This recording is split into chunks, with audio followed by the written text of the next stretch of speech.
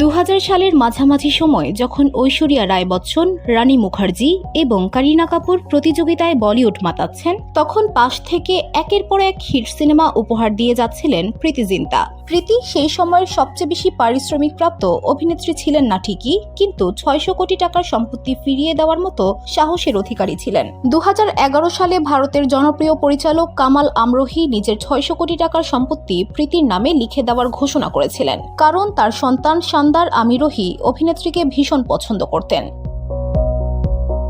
তবে এত বড় একটা সুযোগ আসার পরেও তা প্রত্যাখ্যান করেন অভিনেত্রী।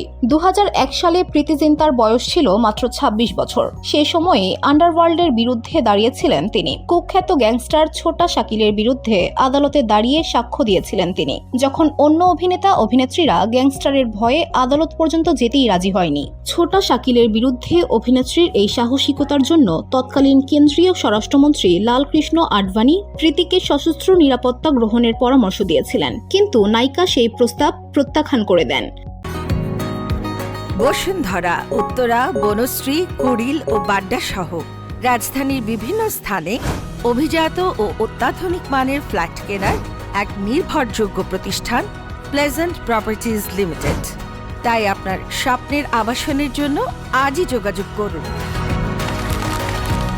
Pleasant properties limited, where destiny matches eventually.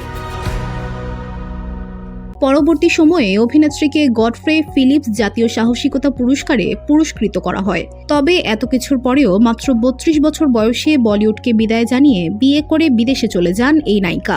বর্তমানে আইপিএল দল পাঞ্জাব কিংসের মালিক প্রীতি। নিজের দলের হয়ে গলা ফাটাতে নিয়মিত মাঠে দেখা মেলে তার।